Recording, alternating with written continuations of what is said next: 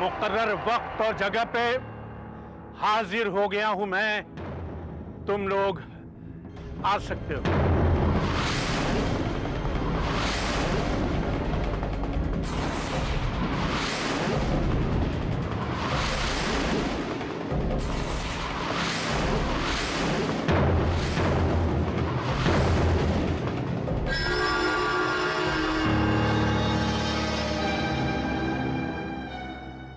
अस्सलाम वालेकुम काजी साहब।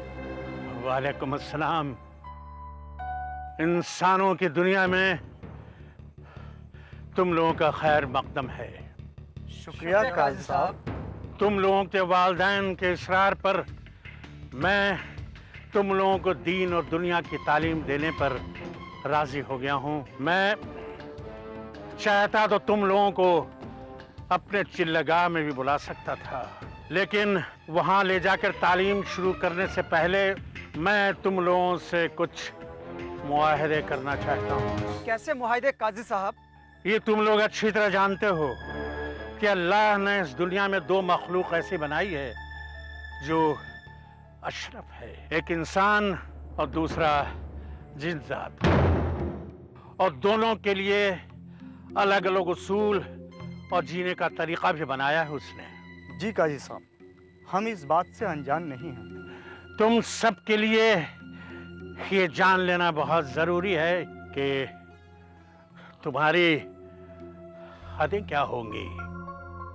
तुम लोग किसी भी इंसान के जाती मामलात में या उसकी जिंदगी में कोई दिलचस्पी नहीं दिखलाओगे। अपनी ताकत और सलाहियतों का बेजा इस्तेमाल नहीं करोगे, और कुदरत के खिलाफ जब भी कोई खड़ा हुआ है उसका अंजाम सिवाय बर्बादी के और कुछ नहीं हुआ।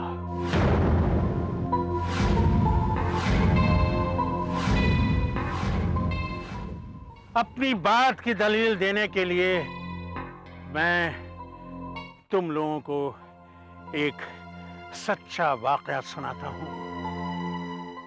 आज से तकरीबन 17 साल पहले एक जिनजाद रेशम अपनी दुनिया से हम इंसानों की दुनिया में आई, और एक इंसान जिसका नाम शाहिद था उसे दिल दे बैठी, और यहीं से शुरू हुआ दोनों की बदकिस्मती का सिलसिला।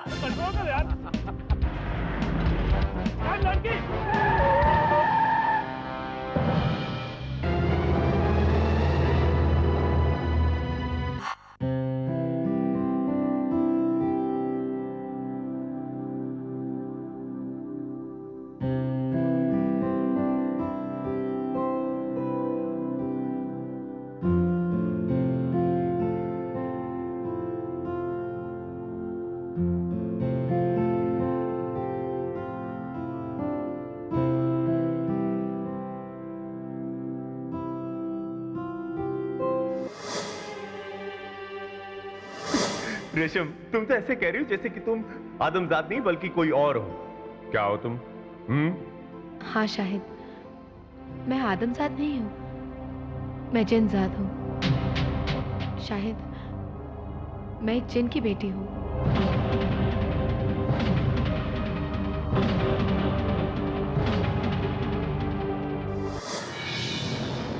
शाहिद बेटा, जी ये लो, अंगूठी पहनाकर मांगने की रस्म पूरी करो। जी जरूर।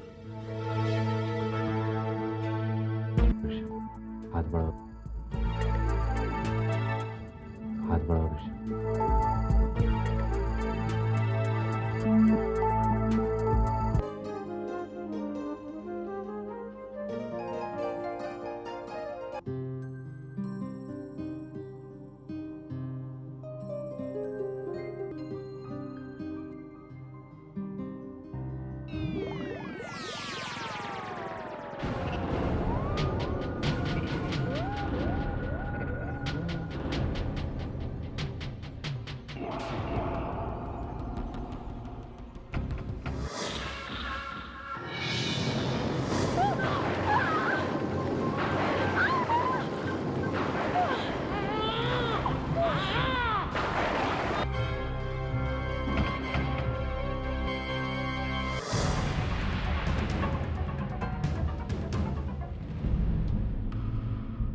उम्मीद है तुम लोग मेरी बात को समझ गए होगे। आग और मिट्टी का मेल कभी मुमकिन नहीं है। गुस्ताखी माफ हो तो एक सवाल पूछूं? पूछो। रेशम और हारान की बाद में कोई खबर नहीं मिली? मैंने अपनी रियासत के बुजुर्गों की जुबानी सुना था कि शहजादी रेशम को उसकी रियासत ने तख्तो ताज छीन कर उन्हें और उनके बेटे हरान को सजा सुना दी थी। हाँ, मुझे भी बस इतनी ही इत्तला है। काजी साहब, क्या अभी भी रेशम और हारान जिंदा होंगे? मेरा इल्म मुझे बताता है कि दोनों जिंदा है। बहुत अफसोस के साथ हमें ये ऐलान करना पड़ रहा है कि हम रेशम को जिन जात की दुनिया के कानून तोड़ने के जुर्म में और एक आदम जात की वजह से जिन जात साहिर के कत्ल करने के जुर्म में हमने रेशम और उसकी औलाद के लिए सजाए मौत मुंतखब की है।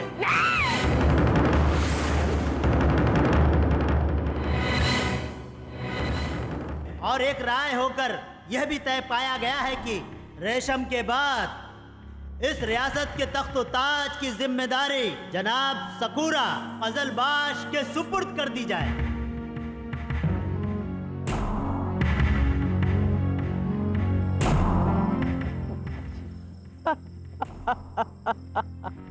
मुंसिफ हजरात, रहम कीजिए, एक बार फिर फैसले पर गौर कर लीजिए। इस रियासत का हाल बहुत बुरा हो जाएगा।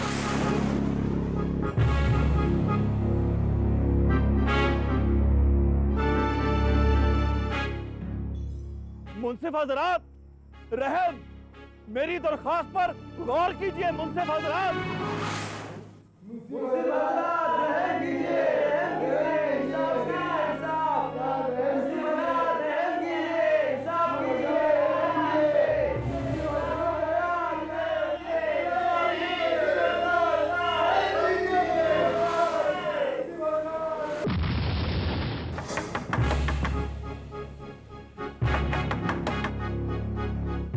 आ रही हूँ।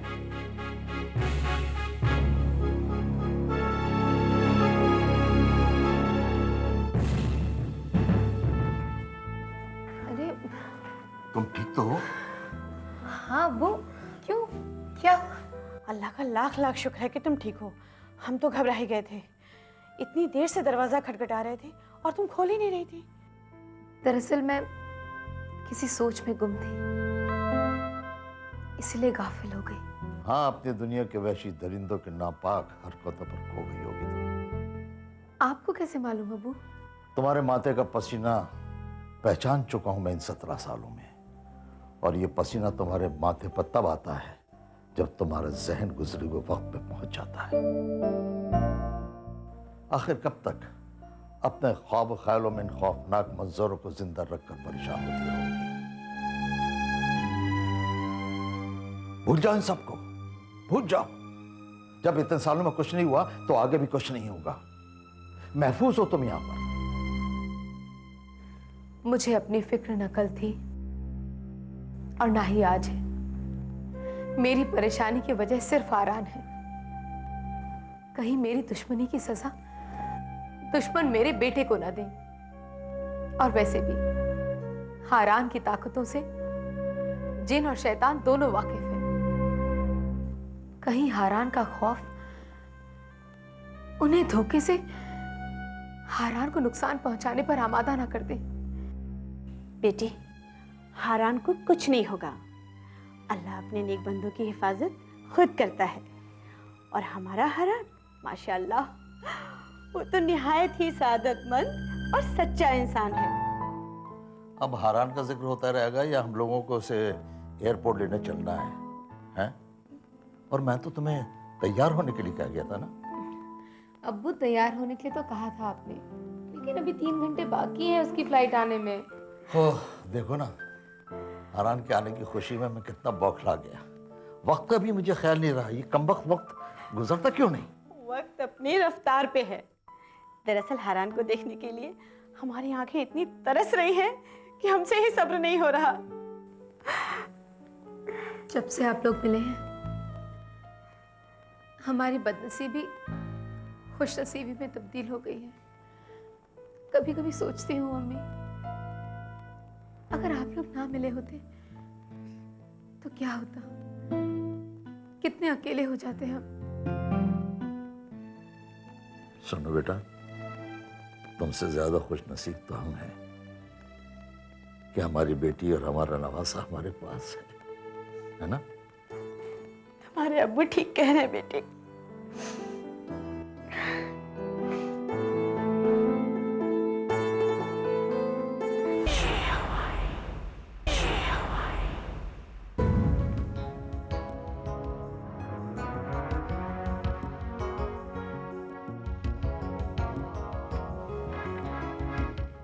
इतने बरसों में आपकी यही आदत नहीं छुड़ा पाई हूँ। घर को भी ऑफिस बना देते हैं। रात के 12 बजने को हैं, कितना काम करेंगे? ये मत भूलो नीलू, इसी काम की वजह से हमने सोसाइटी में इतना नाम, इज्जत और शोहरत कमाई है। बगैर काम के क्या इतना बड़ा बिजनेस एम्पायर खड़ा हो सकता था? I am proud of you, लेकिन इसका मतलब ये नहीं कि अपनी सेहत बिगाड़ लें आप।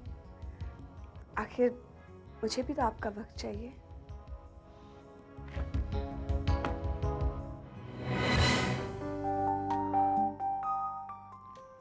अब तो छोड़ना ही पड़ेगा। लीजिए, हम बिल्कुल फ्री हैं। कहिए, क्या हुक्म है सरकार का? दरअसल आई एम वेरी एक्साइटेड। इतने अरसे के बाद हमारी बेटी यूके से पढ़ाई पूरी करके आ रही है। हमारी बेटी नाजिया के आने की खुशी मैं आपके साथ शेयर करना चाह रही थी। नीलू, सही कहते हैं लोग कि अल्लाह के घर देर है अंधेर है। तमाम मुसीबतों के बाद अल्लाह ने आपकी शक्ल में मुझे ऐसी खुशनसीबी दी कि मेरी जिंदगी संवर गई। नाजिया की परवरिश आपने अपनी बेटी सादिया से बढ़कर की। उसे कभी ये एहसास नहीं होने दिया कि उसकी मां कोई और है। दोनों बहनों के बीच जो बेपनाह मोहब्बत की डोर बंधी है, उसका सेहरा भी आपको जाता है। आपने भी कुछ कम नहीं किया है हमारी बेटियों के लिए। उनकी छोटी से छोटी, बड़ी से बड़ी हर मुराद को पूरा किया है आपने। उन्हें लड़कियों की तरह नहीं, बल्कि लड़कों की तरह पाला है आपने। मेरी बेटियां मेरे लिए बेटों से कम नहीं है। अल्लाह उन्हें हर गम, हर परेशानी से दूर रखे। आमीन। ये लाइट को क्या हुआ? मुझे भी ताज्जुब हो रहा है। पहली बार ऐसा हुआ है, मुझे तो डर लग रहा है। आप घबरा क्यों रही है? मैं हूं ना। आओ, हॉल में देखते हैं।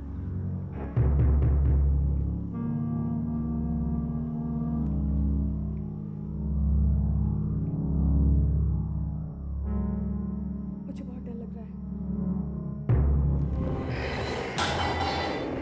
कौन है वहां पर? कौन है? प्लीज आप मत जाइए, मुझे डर लग रहा है। आप घबराइए मत, मुझे कुछ नहीं होगा। मैं देखता हूं वहां कौन है। कौन है भाई? वो देखिए, वहां। कौन है वहां पर? मैं पूछता हूं, कौन है वहां पर? कौन है यहाँ? कौन हो तुम लोग? अब्बू। अहमद सर, ये सब क्या है? डर गए ना दोनों? भाई ये सारा प्लान जो है वो इस लड़की का है। क्यों डर गए ना? कौन है, कहाँ है? कितनी आसानी से मैंने आप दोनों को बकरा बना दिया। मगर ये सब क्यों? सिर्फ हमें डराने के लिए? अरे भाई उधर तो देखो।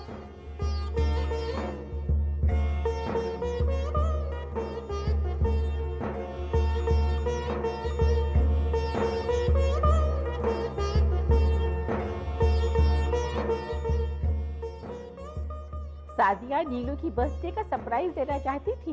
लेकिन दादी माँ, नीलू की सालगिरह तो कल है।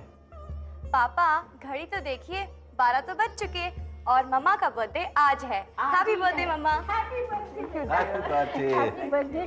हैप्पी बर्थडे मेरी गुड़िया। Happy birthday. Happy birthday. Thank you अब्बू। सालगिरह मुबारक हो नीलू। Thank you. मम्मा चले केक काटे। बेटा आप तो जानती हैं कल आपकी अपी आ रही हैं, उनके बगैर केक काटना मुझे अच्छा नहीं लगेगा। केक हम कल काटेंगे। हाँ मुझे मालूम था आप यही कहने वाली हैं। इसका इंतजाम भी मेरे पास है, वो देखिए।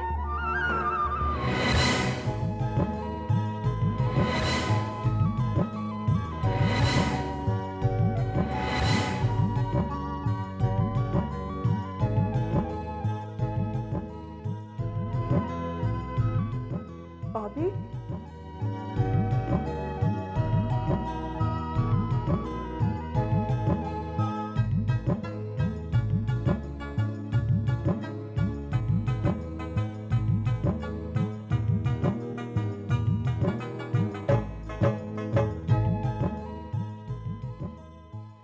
वो भी आ गई।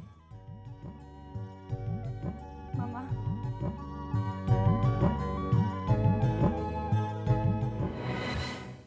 अस्सलाम वालेकुम। वालेकुम अस्सलाम। चित्रू बेटा। Hi, I miss you so much. We miss you बेटा। बॉबी बेटा, तुम तो कल आने वाली थी। ओफो, बॉबी नहीं, नाजिया। अब मैं बड़ी हो गई हूँ। ओके बाबा, तो मिस नाजिया आप आज कैसे आ गई? सादिया का फोन आया, उसने कहा कि एक दिन पहले आ जाओ, और फिर मैं इस सरप्राइज में हिस्सा भी तो लेना चाहती थी।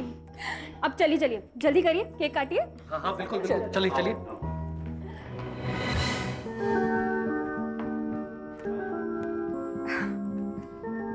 बेटे ये आ जाओ।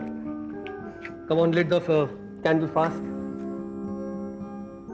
आओ Neelu, cut the cake. Happy birthday to you. Happy birthday to you. Happy birthday dear Neelu. Happy birthday to you.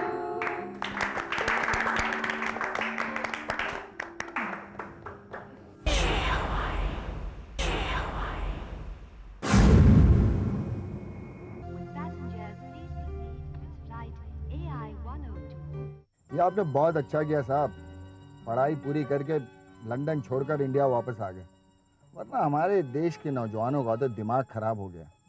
पढ़ाई यहाँ से पूरी करके पैसा कमाने के लालच में हमें भी ऑफर मिला था साहब कनाडा में टैक्सी चलाने का, हमने तो साफ मना कर दिया। अब जो मज़ा और सुकून यहाँ की चटनी रोटी में है वो वहाँ के बड़े बड़े पकवानों में कहाँ है साहब।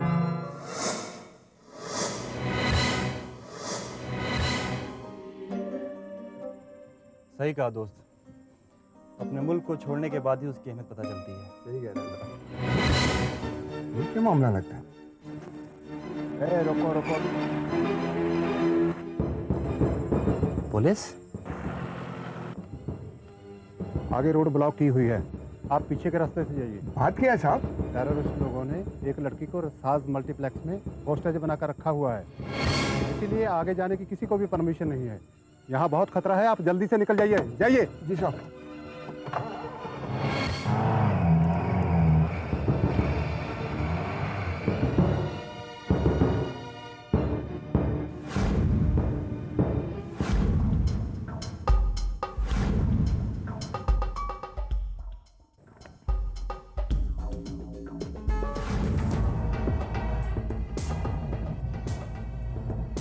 मैंने कहा गाड़ी रोको। हाँ सर।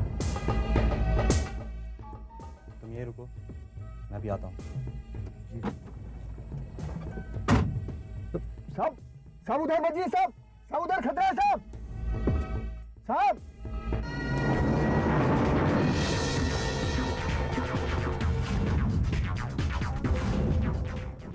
प्लीज मुझे जाने दो।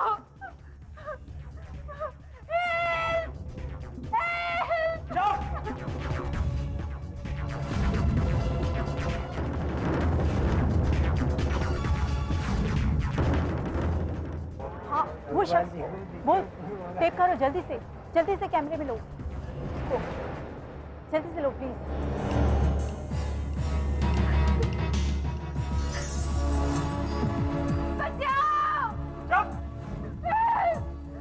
मुझे जाने दो। चलो पीछे हटो, चलो चलो। हवलदार पीछे करो इन्हें, पीछे चलो, पीछे हटो, पीछे पीछे। छोड़ दो मुझे, जाने दो मुझे प्लीज। जाने देंगे, तुम्हें जाने देंगे। पहले सरकार हमारे साथियों को छोड़ दे, रिहा कर दे, उसके बाद तुम्हें जाने देंगे। खड़े रहो। ये सब क्या हो रहा है इंस्पेक्टर साहब? कुछ उग्रवादियों ने एक लड़की को अपने कब्जे में ले लिया है, अपनी मांगे मनवाने की कोशिश कर रहे हैं।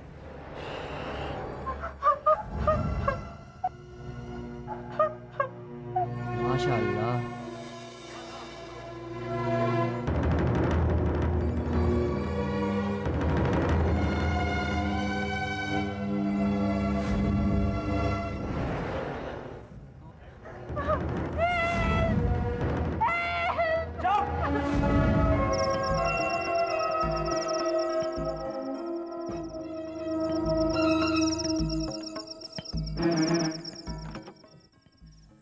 चला डॉक्टर साहब? कहाँ चले गए थे उधर साहब आप? ऐसे ही मुआयना करने गया था। कमाल करते हैं सब, यहाँ बड़े बड़े सुरमा जाने की हिम्मत नहीं कर रहे हैं, वहाँ का मुआयना करने चले गए। लड़की देखा साहब आपने? हाँ, लड़की को भी देखा और टेररिस्ट को भी देखा।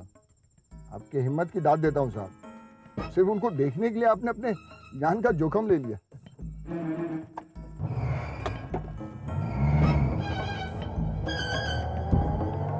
क्या लगता है साहब आपको, क्या लड़की के बचने का चांस है? कुछ नहीं होगा लड़की को।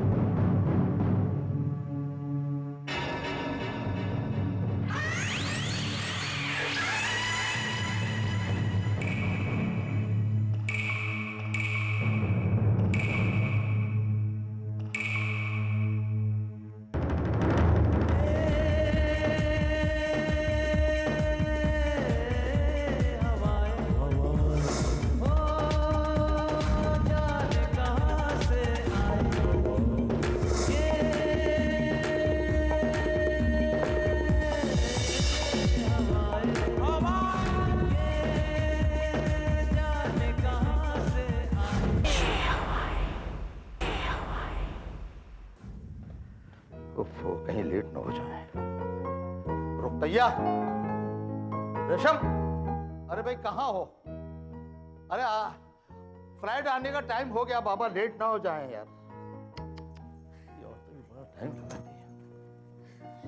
कहाँ हो? चलिए, हम रेडी हैं। हाँ तो मैं देख रहा हूँ रेडी हो। पता नहीं तुम औरतों को तैयार होने में टाइम क्यों लगता है यार।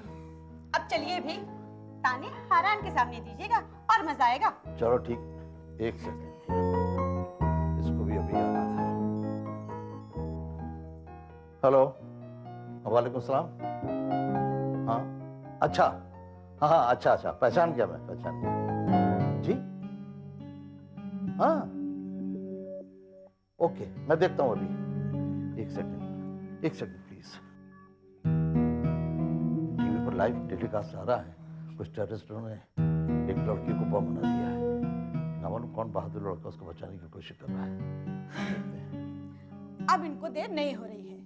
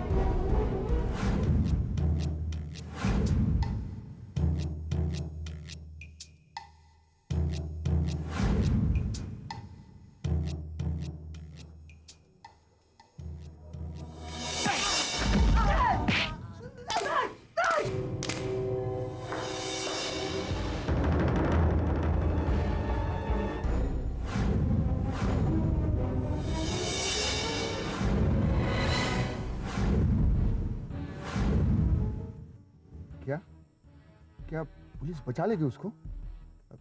कुछ और भी देखा साहब आपने? पुलिस तो नहीं, हाँ कोई ना कोई बचा ही लेगा उसको। अजीब आदमी है, इससे ज्यादा बात करना ठीक नहीं, खामोश रहना ही बेहतर है।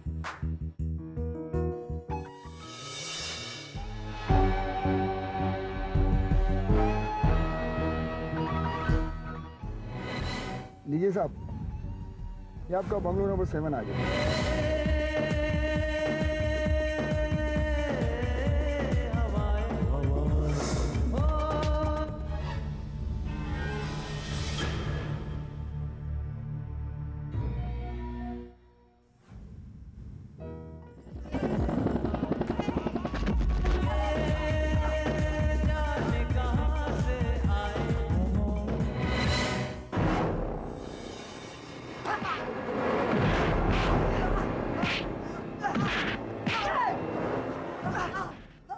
कौन है ये बहादुर इंसान? जो भी है देशभक्त है। सही काम कर रहा है। हमारा काम ये कर रहा है, बताओ।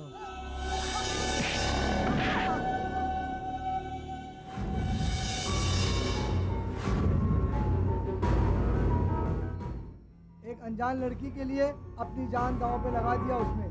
जो भी है देशभक्त है। हाँ, सही में ये देशभक्त है। जो कर रहा है ठीक कर रहा है। ठीक कर रहा है।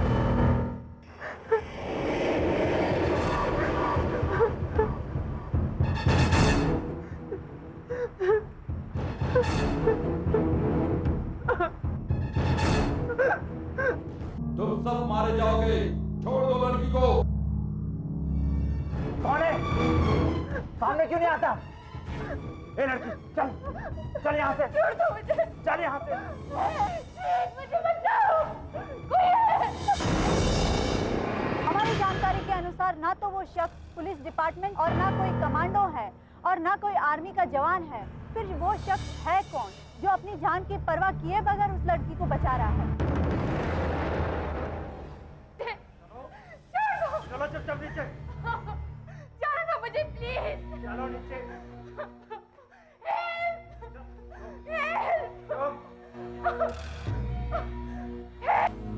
जाने दो मुझे। गोली मार दूंगा मैं। जाने दो मुझे प्लीज। छोड़ देंगे, छोड़ देंगे तुम्हें।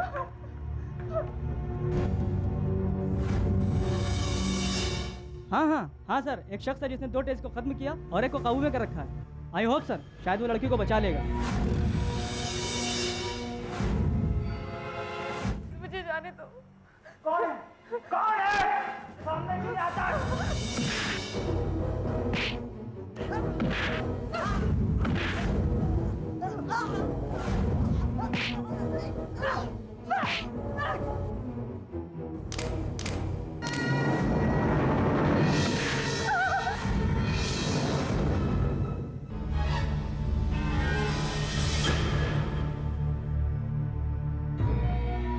आप परेशान मत होइए, कुछ नहीं होगा आपको। आपके चेहरे पर मजबूरी और परेशानी के तासुरात आपकी खूबसूरती और मासूमियत में 4 चांद लगा रहे हैं।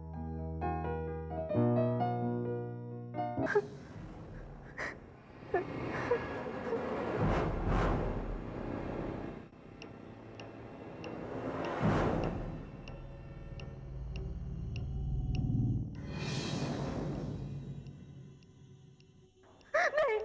हाथ मत लगाओ।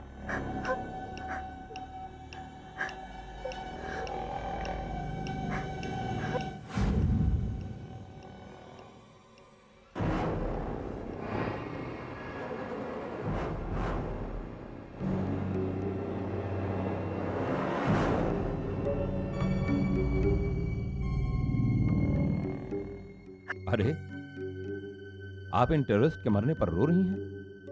मुझे पहले पता होता तो मैं इन्हें नहीं मारता। I am so sorry. I am so sorry. चलो आओ। कौन है आप? हवा हवा हवा। पुलिस आ गई।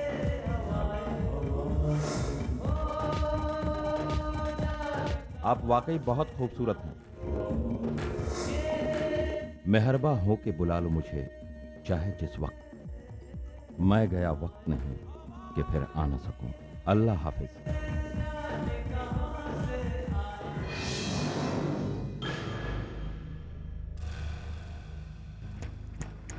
आप ठीक तो हैं मैडम? कौन था वो जिसने आपकी जान बचाई? कौन था वो जिसने आपकी जान बचाई? हवा। हवा?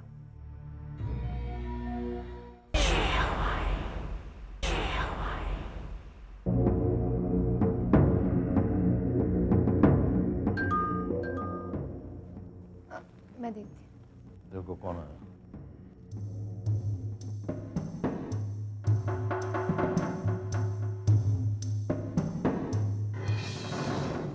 अस्सलाम वालेकुम।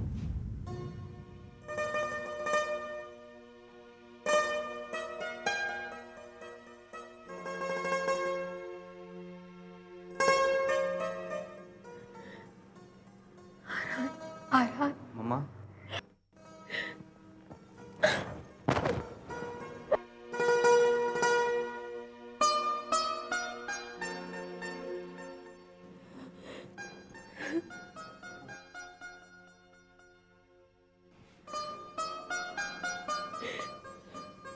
मैं आ गया हूँ मम्मा। हरान। अरे हरान। नानू। नाना जाने। अरे मेरा शेर आ गया। जीता रहे।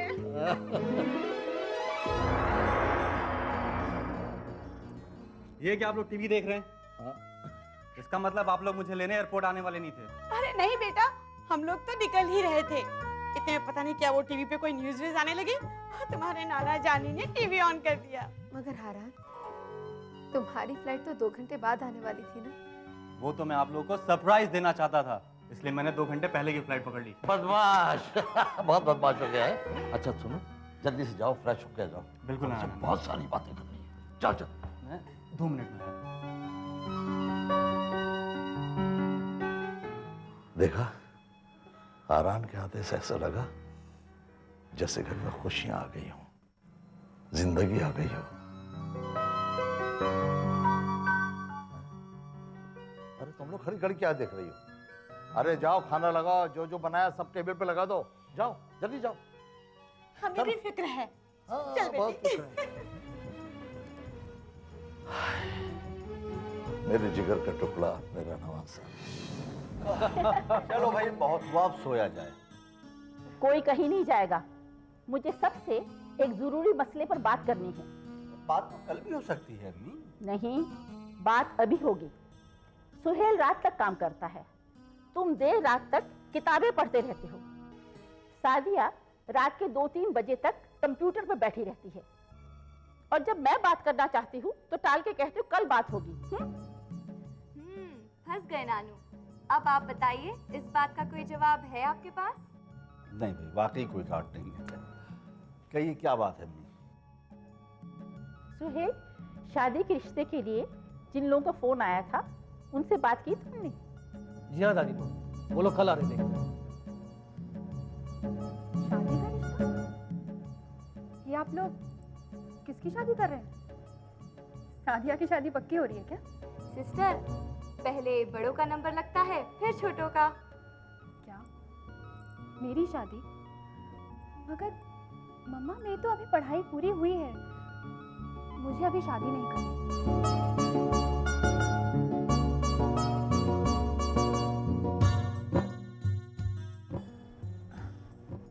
कौन कर रहा है तुम्हारी शादी?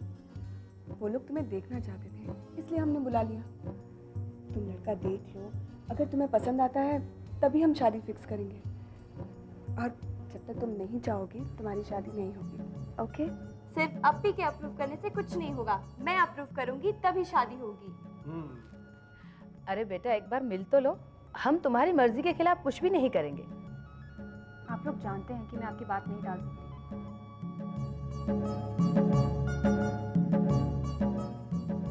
आपकी जो मर्जी में आए करिए, मुझे अब कुछ नहीं कहना। सुहेल, जी। कल एक बार उन लोगों को फोन करके कंफर्म तो कर लो कि वो कितने बजे आ रहे हैं। जी दादी माँ, बेहतर है। महफिल की शाम तो जा चुकी है, महफिल बर्खास्त, तक लिया। चलो जी, आओ भाई, चल बदमाश, चलो। अल्लाह हाफिज।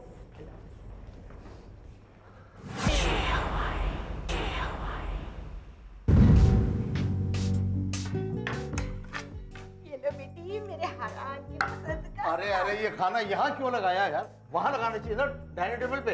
आपने तो कहा था ना कि जरा जल्दी लगा दो, तो मैंने यही लगा दिया, और सोचा अपने बेटे को गर्मा गर्म रोटियां बना के यही हाथ के हाथ खिलाती जाऊंगी। वो तो ठीक है, लेकिन ये अभी तक फ्रेश होके आया क्यों नहीं बाहर?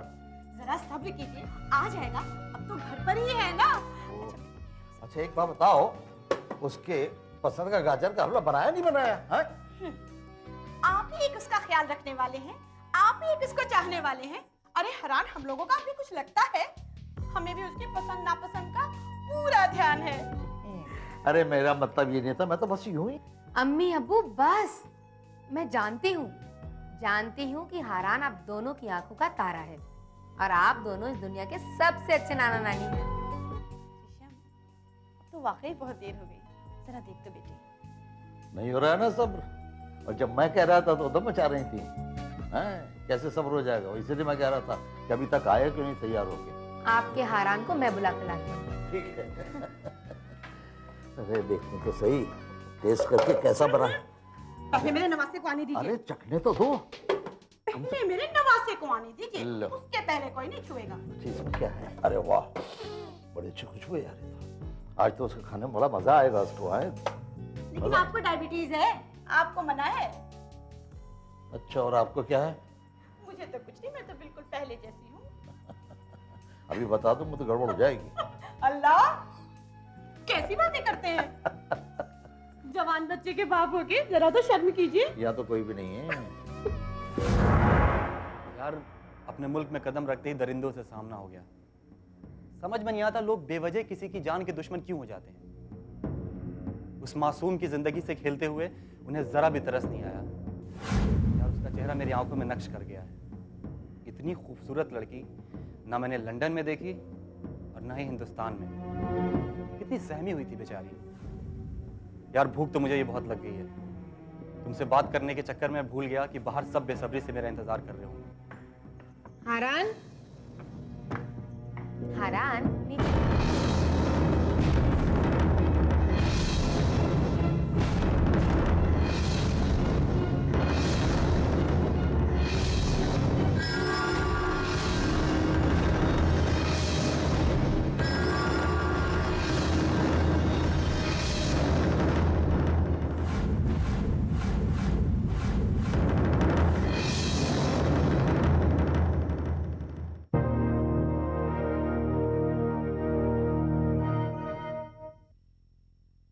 शहजादी साहबा, मैं आपको एक बार फिर समझा रहा हूँ, सकूरा की हुकूमत में रियासत में बहुत बदचलनी पैदा हो गई है। तुम नहीं जानते कितना सुकून और कितनी राहत मिली है मुझे तुम्हें देखकर। जब शय नापाक हो तो उसके इरादे कैसे पाक हो सकते हैं? मेरी बेटी को तुम छोड़ दो, तुम जो कहोगे मैं करने को तैयार हूँ। लड़कियां चाहे कितना भी तरक्की कर ले, कितना भी पढ़ लिख जाएं, लेकिन फिर भी वो ऐसे मौके पे नर्वस हो जाती हैं।